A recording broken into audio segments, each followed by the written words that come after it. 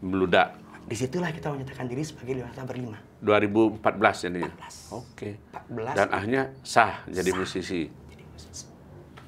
Tadu sebelum dia lanjut lagi. Tanggapan ibu dan bapak nih anak Odin kuliah ekonomi malah jadi musisi, gimana komentarnya? Wah itu kalau yang ceritain nanti jadi telenovela Pak De. Kenapa? Tadu saya tanya, Deh berapa episode bisa Deh? Bisa lebih. Banyak loh Pak De kalau saya jadi vokalis. Gimana tanggapan bapak dan ibu? Apalagi pasti mereka tahu dong lagunya kemudian. Ya, kita kasih intinya Pak De ya. Kasihan juga teman-teman. Sebenarnya banyak problem yang dimana Om Bolo juga Bapak cerita, saya juga cerita sama Om Bolo.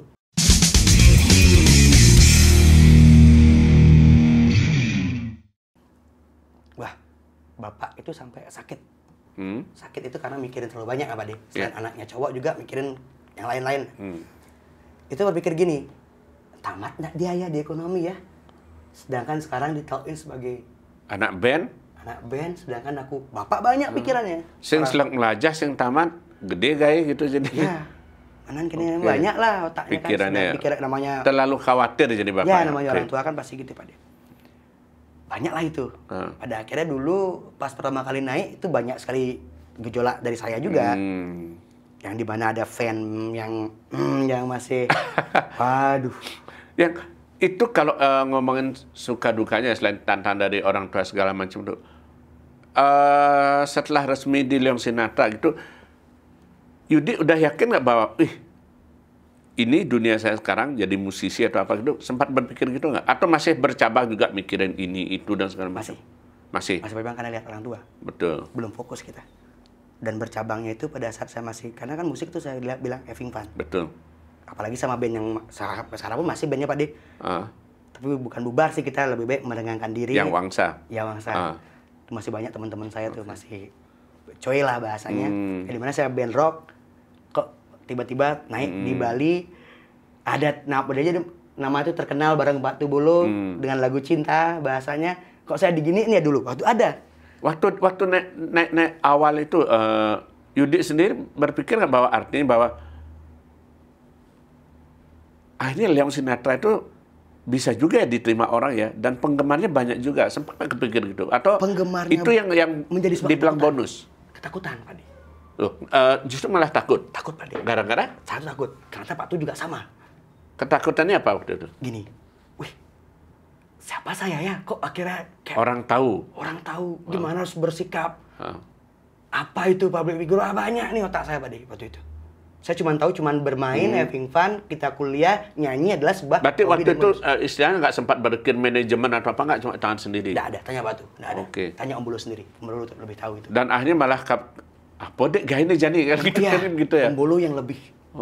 Dan saya waktu itu lebih kalem. Diajak nyanyi. Jadi acting lah. Bolo yang akhirnya memang sibuk sendiri ngurus jadinya gitu ya? Iya, jadi acting lah saya Pak di bahasa saat itu. Saya harus bernyanyi, ngikutin rules-nya. Itu berpikir jadinya kan. Karena belum tahu harus arah, kok gini ya, apa yang harus. Tapi waktu itu ngerasa nggak, Bolo sendiri kan cerita juga Bang Rasan, karena munculnya Leong Sinatra, apalagi dengan lirik lagu berbahasa Bali yang memadukan bahasa Indonesia, ada yang suka, tapi ada juga yang banyak mengkritik. Nah, Yudi sendiri ngerasa nyaman nggak, atau akhirnya sempat juga artinya diprotes atau mungkin dikritik oleh penggemar atau yang lainnya? Kritiknya itu yang dulu Pak De ya? Itu lebih kurang ajar. Kurang ajarnya gimana? Di jalan. Dumun kan masih zamannya ada fanbase teman-teman band yang lain. Nah mungkin itu yang tidak cocok sama kita, yang dimana dia udah ikut sama salah satu penggemarnya, salah satu musisi yang akan jadi jadikan acuan. Fansnya apa, dia bakal ikut jadi hal itu. Dia nggak bisa. Kita duluan nih yang membawa genre pop inovatif, sudah masuk lewat akustik. Tiba-tiba kita naik, dianya enggak nih. Mungkin banyak sekali nih Pak De. Waktu itu yang apalagi penggemar kita waktu itu masih perempuan. Kebanyakan perempuan ya? Kebanyakan perempuan. Saya tipikalnya rock and roll dari dulu. Saya nggak tahu apa-apa, jalan pulang dari mau ngampus, ada stiker Leong Sinatra ditendang dari setiap pagi itu. Teman pancing selalu ada. Ada apa gitu.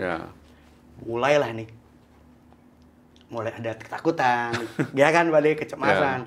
Apa harus saya balik lagi jadikan Leong Sinatra? Saya vokalis saya loh di depan. Itu ada sempat berpikir seperti itu. Saya udah surat sama Pak Tu juga. Maaf Pak Tu, tak curhat sama Pak De nih.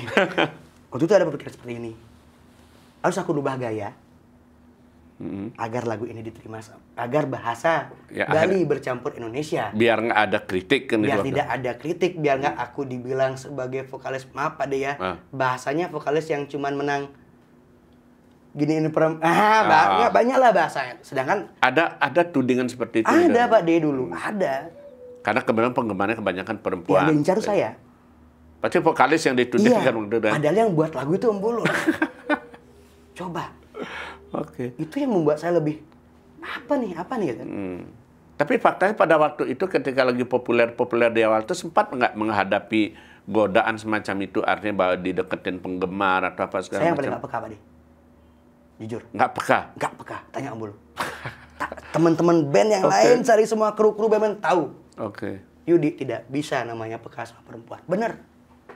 Nah, itu nyambung nggak dengan yang cerita tadi istrinya Bolo itu mengatakan itu karena bersikap dingin dianggap ada sesuatu dengan Yudi. Gini, kalau saya itu kan orangnya kalau dituduh poin oke. Peka itu kan berbagai macam persepsi. Kurang peka gitu. Artinya harus dikasih clue kode dulu baru ngerti gitu jadi. Saya orangnya berteman aja biasa kan. Kalau masalah mau godain, nggak ngerasa waktu itu bahwa fans itu ada mau godain istri orang pacaran, enggak, saya nggak bisa. Walaupun dia menggoda, saya nggak tahu dia menggoda gitu bahasanya. Jujur nih Pak Denny, dia ngomong Pak Dik. Tapi di awal-awal berarti memang sudah ada banyak bukan polemik ya, tapi istilahnya ya tantangan seperti itu. Banyak Pak Dik, itu saya nggak berani lihat Instagram sama Facebook karena banyak sekali yang ngomong seperti itu. Kalau di kampus gimana? Di kampus itu karena teman-teman tahu genrenya, gayanya saya seperti apa. Ya cuek aja gitu. Ya cuek aja, Yudi ya Yudi. Yang di luar orang nggak paham itu malah jadinya. Karena kan itu, siapapun yang the first vokalis, vokalis yang dilihat. Iya, betul. Karena kita yang di depan. Risikonya kan gitu ya. Padahal udah kelihatan gede sekali bacaan ciptaan lagu Bolo RS. Berarti ini kan kenang-kenangannya Pak tuh zaman-zaman dulu, kan gitu. Tapi ada gini, itu kan baru soal omongan. Ketika manggung pada waktu itu, apalagi kan ya di awal-awal mungkin tiap band juga masih mencari gaya jati diri yang khas. Sempat nggak mengalami kejadian yang mengenakkan dan tidak mengenakkannya apa ketika di awal-awal Leong Sinatra itu? Yang tidak mengenakkan itu kan, ya setelah turun panggung, boleh katain nggak? Ya, nanti bisa disensor beliau. Vokalis turun banci, ya turun banci bisa ya biasa. Dibilang bance? Bance. Bisa, biasa. Oke. Itu di... Ya. Terus, tapi kalau saking mungkin karena nggak suka segala macam, ada nggak yang pernah rusuh nggak? Rusuh dalam arti kata misalnya dilemparin apa ke panggung karena nggak suka? Pernah. Itu sebenarnya Pak Dia, maaf ya, yang mau ceritain. Kita memang bertiga. Iya. Tapi sebenarnya kita berlima Pak di awal. Ada di awal, oke. Di awal tetap berlima, tapi tetap kita anggap ini berlima dia sama. Muncul bertiganya ya. Itu adalah edisional, tapi tetap kita muncul berlima Pak di sana. Sebenarnya. Leong Sinatra tetap berlima, tapi yang pokoknya bertiga. Saya, Bolo, Jigo, Yudi. Oke. Itu sebenarnya Pak, biar teman-teman lebih jelas besok-besoknya. Yang itu kira-kira boleh dibilang penggemar menjadi agak sedikit kurang simpatik sampai ngelempar ke panggung segala macam itu karena salah nyanyi atau karena apa? Bukan, itu ada dua. Yang dilempar itu gara-gara salah pembuat acaranya. Oke. Kita punya kesalahan pembuat acara jadi korban.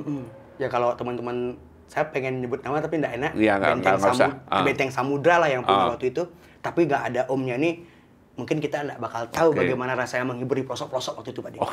Sempat diajak tur keliling? Ya, itu. Kalau mudah-mudahan omnya sehat, semoga dia bisa buat acara lagi. Itu waktu itu berarti Yudi nggak menduga juga akhirnya bisa sampai main ke daerah-daerah itu ya? Wah, nggak tahu. Kandaki gunung, cerita akhirnya gitu ya. Ternyata jadi artis gitu ya? Ternyata namanya artis itu di Bali, itu yang baru tahu saya Pak Denny. Bilang artis itu punya banyak uang sekali katanya sama orang kan. Kalau orang Bali bilang, artis lu. Saya lebih menghindari orang seperti itu Pak Denny. Jujur karena dianggap bahwa artis itu, dari artis pasti Leong Lapis gitu misalnya. Padahal masih sama aja kita kerja. Sama-sama aja. Nah, Yudi, kita singkat perjalanannya. Ya, Pak De. 14 itu naik segala macam. Kan kemudian bukannya turun ya, sempat agak flat, apalagi sebelum COVID. Tapi 3 tahun terakhir, Leong Sinatra, saya nggak tahu nih keajaiban apa. Tiba-tiba, malah kalau menurut saya, lebih dahsyat dibanding dengan awalnya, benar nggak? Lebih dewasa. Sampai, ya, lebih dewasa musiknya dan kepadatan pentasnya itu mungkin melebihi awal-awal dulu.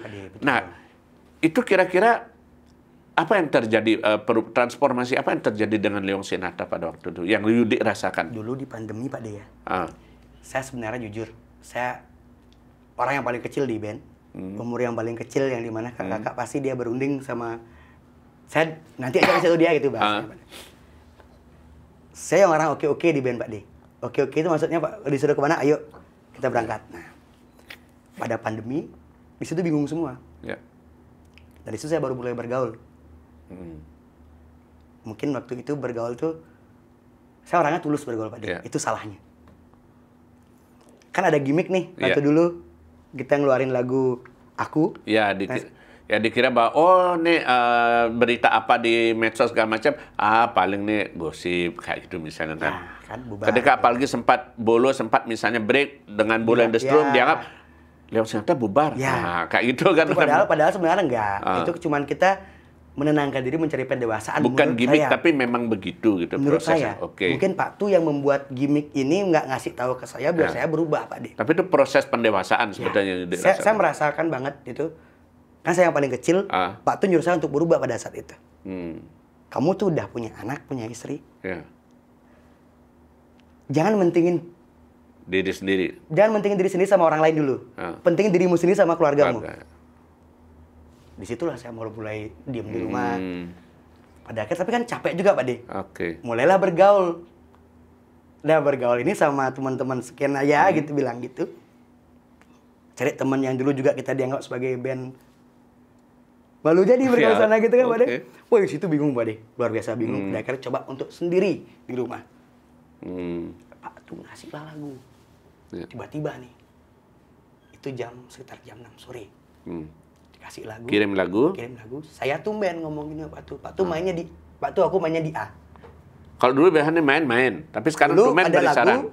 Dulu ada lagu, Pak Tu masih punya Castro, Pak Tu pasti nyocokin sama saya. Sekarang kita jarang ketemu kan? Nggak ada Castro, nggak ada apa kan? Nggak jarang ketemu, paling lewat WhatsApp. Ini pertama kali. Kok kamu tahu kamu main di A? Nyamannya di situ, Pak Tu, enak kayaknya. Pasti boom lagu ini. Omongan mata. Ngomongan gini aja. Akhirnya rekaman lah. Lagu yang mana itu? Curhat untuknya. Dan itu belakangan juga ada temanya juga memang lebih ini ya, lebih bukan lebih dewasa, tapi artinya lebih dalam tanda kutip lebih berisi gitu ya, boleh dibilang ya. Karena true story buat teman-teman di Kemadi yang nonton nantinya. Kalau Tiang mencerna lagunya Beli Bulu, itu tidak ke percintaan antara perempuan dan wanita. Bukan hanya segitu aja, laki perempuan enggak. Tapi tentang bagaimana kita menanggapi pertemanan sebagai sebuah cinta. Bagaimana kita menganggapi semua yang kita kenal, apapun yang kita suka, itu sebuah kecintaan yang kita suka. Itu yang cara saya untuk membuat ada rasa di lagu itu sendiri, Pak. Nah, termasuk artinya rata-rata lagu Leong Sinatra yang belakang termasuk cepat juga naiknya ya. Misal kayak yang terfavorit baru 1 bulan sudah 100.000 lebih kan itu misalnya ya. Baru-baru saat ini kan itulah, Pak De. Mungkin dari seorang vokalis baru menyadari bahwa, maaf sebelum Pak De ya. Pak Tu, maaf Pak Tu, ini jujur nih. Orang vokalis menyadari bahwa saya memang fix di musik. Fix untuk mencintai sebuah kerjaan panggung, itu gitu ya, kerjaan panggung, dan saya harus berani untuk ngobrol nih saat ini. Gitu. Nah, tadi kan ngomong soal dari ketemunya dengan Jigo dan akhirnya jadi Leong Sinatra kan 2014. 11 tahun udah terjadi. Boleh nggak diceritakan gimana Yudi 11 tahun ya? Benar. Mengenal dan tahu Bolo dan Jigo itu seperti apa karakternya? Ini kita bukan gibah ya? Ya, bukan. Seperti apa? Dari Bolo dulu. Kalau Pak Tu karakternya, maaf Pak Tu, jangan marah Pak Tu ya, please. Bolo jangan marah ya.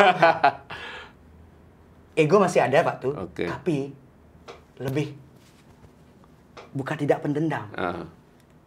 cuma sebagai memang cocok sebagai leader. Yang disegani. Ya. Kalau nggak ada yang kayak gitu nggak bisa perusahaan apapun. Kadang-kadang artinya bisa bersikap tegas gitu. Ya, ada bersikap tegas, tapi Pak Tu itu bukan terlalu. Sekarang kan udah mulai kita pendewasaan diri Pak D.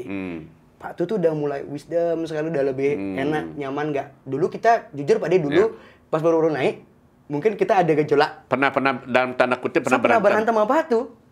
Itu turun dari panggung. Berantem betulan. ya. Gara-gara apa?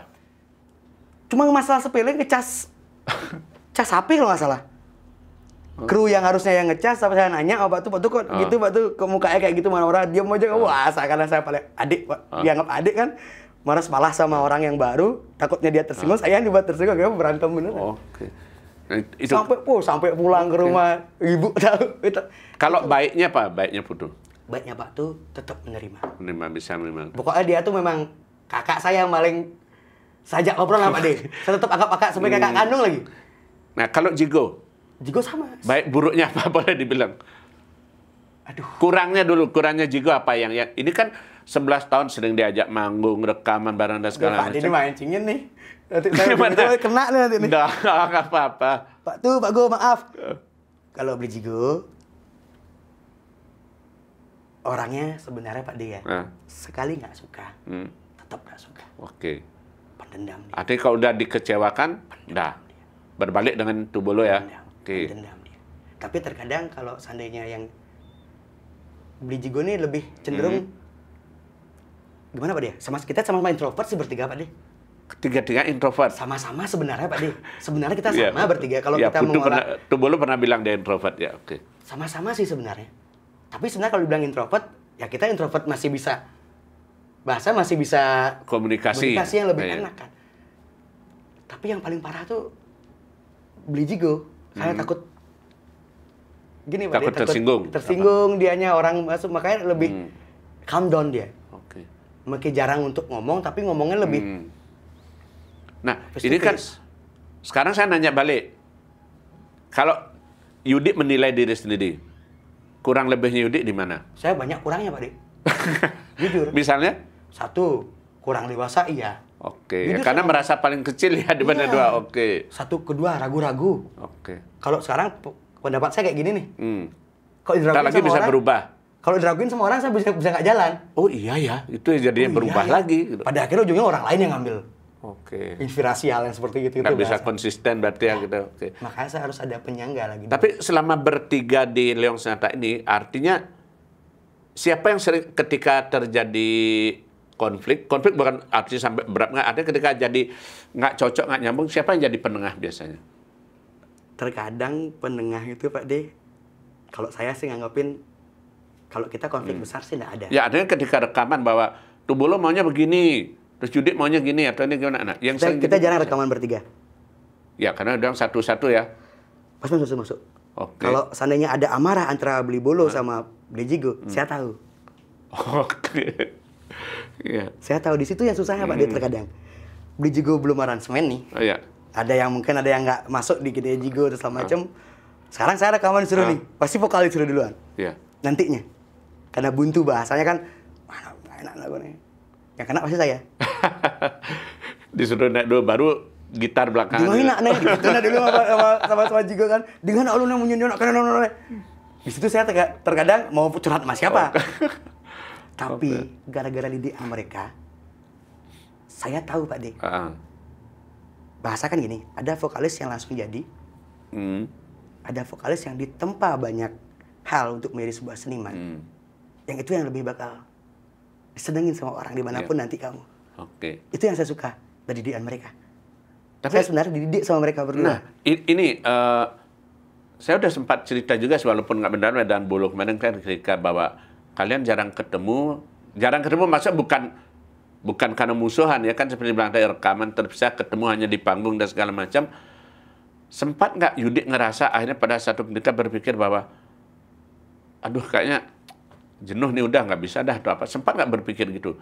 Karena ini kan kalau udah dibilang yang saya sebutkan tadi 11 tahun itu buktinya kalian masih tetap gitu loh.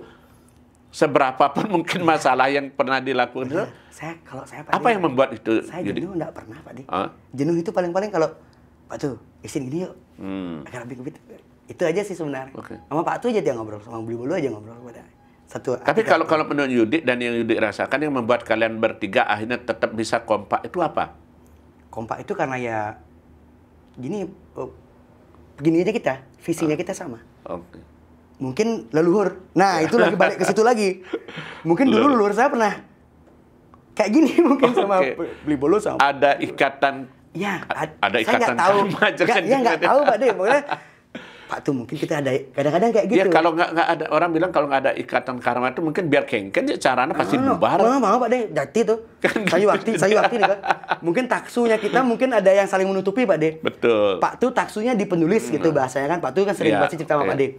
Kalau di aransemen Jigo. Penulis itu siwa. Kadang waktu bilang sih kayak gitu kan. Penulis itu siwa gitu kan. Seorang Brahmana, penulis kan bilang gitu. Habis itu yang mengayomi lagi Wisnu. Akhirnya menggebu-gebu yang melindungi lagi ada Brahma kan bahasa gitu. Itu mungkin di siwanya untuk membuat itu sendiri. Kaliannya. Pak tuh mau leburin sekarang bisa gitu. Iya. Jigo lebih memelihara dia. Saya yang lebih berapi-api. Mungkin Pak De ya. Iya. Terlihatnya seperti itu. Tapi kalau saya pikirkan sebagai analogi lagi, pelan-pelan kok cocok ya. Analogi yang cocok ya gitu bahasa. Nah, kalau dari sekian banyak lagu dan hits yang sudah dicapai, lagu yang mungkin ya pasti semua suka, tapi lagu yang paling Yudi suka itu apa? Entah ketika di panggung atau apa kayak ini. Itu yang belum pernah dibawa cuma sekali aja waktu itu. Yang apa? Egois kalau nggak salah. Lagu Egois. Yang kemarin. Kenapa lagu itu? Itu lagu saya kan, waduh ini pribadi nih. Ya. Sungguh Pak De ya, pelan Pak De. Pengalaman pribadi? Ya, sama. Ya, sama hubungan. Itulah. Hubungan saya sama inilah. Akhirnya sekarang punya anak kan Pak De. Kita baru sekarang. Selaras visi, misi, prinsip itu baru. Di awal masih berupaya menyatukan itu. Tapi kalau ada nggak lagu yang sebetulnya Yudi kurang suka, tapi justru lagu itu ngetop? Ada? Karena ini saya menjadi ingat ceritanya Nanu dulu. Nanu sebetulnya kurang suka lagu Gumi Tanpa Mata Naik, tapi ternyata Gumi Tanpa Mata Naik itu yang jadi hits. Favorit? Itu biar Pak De tahu itu ada something itu kejadian luar biasa. Kenapa dengan Pak tuh nyuruh rekaman, guys. Saya nggak ngerti Pak De, nada yang dibikin sama dia awalnya. Kok nggak masuk gitu? Nggak masuk, kok nggak gitu Pak De awal. Bingung gitu. Sampai pada akhirnya Pak tuh bilang kayak gini.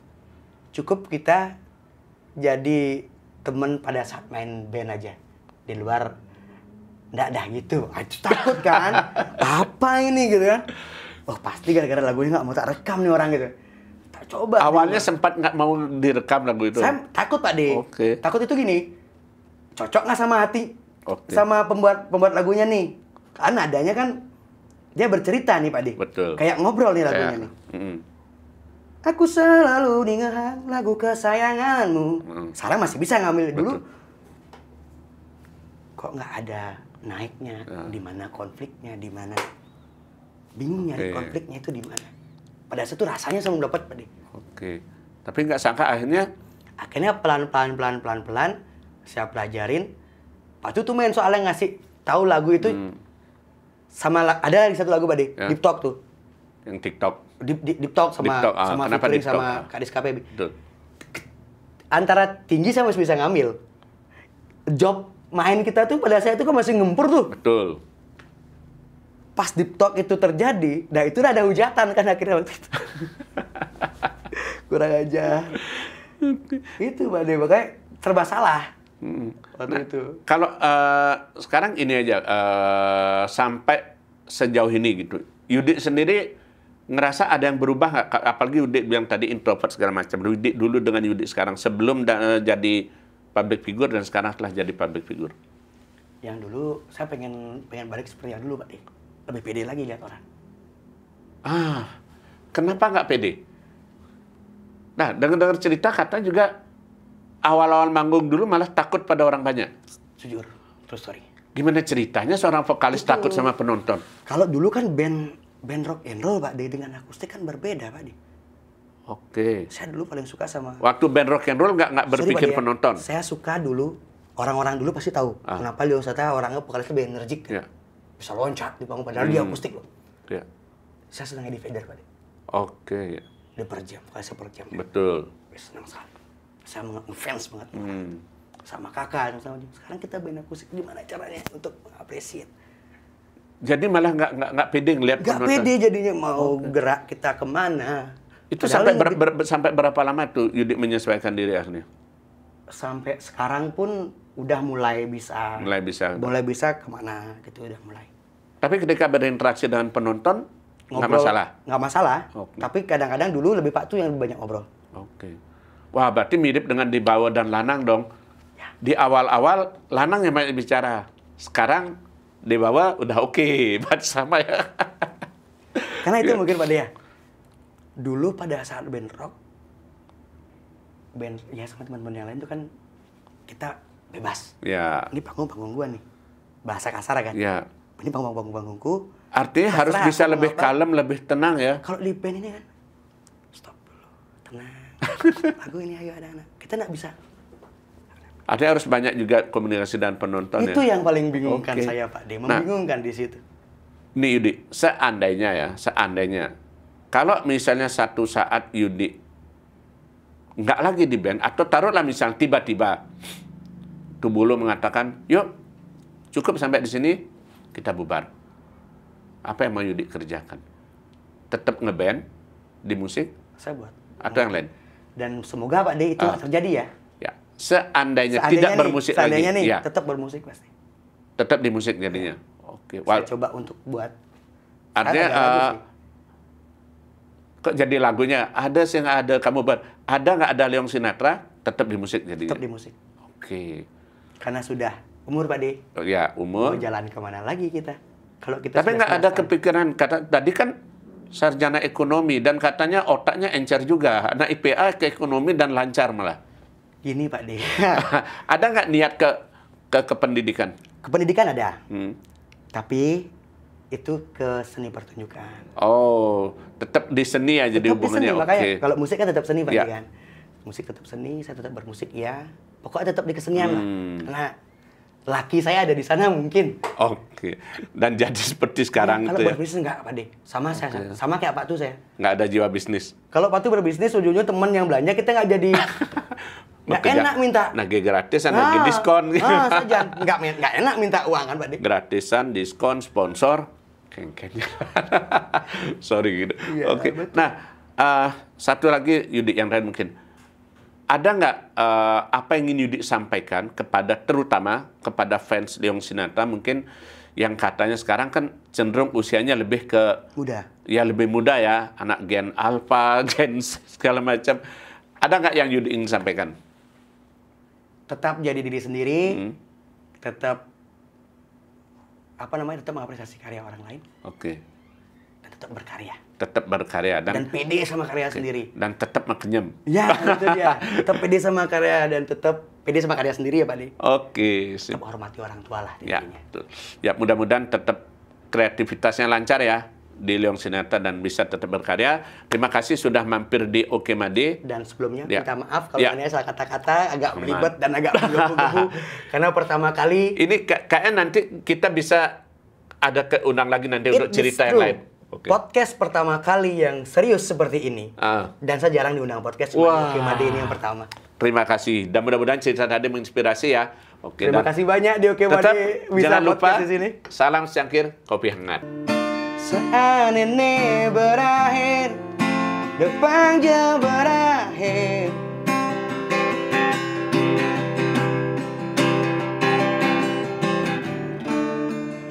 Saat ini bertahan, ku harap kamu berubah.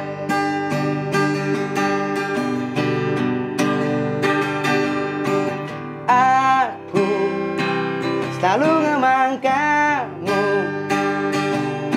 kesempatan angon kamu berpikir. Aku selalu ngemang kamu, kesempatan angon kamu merubah keadaan ini.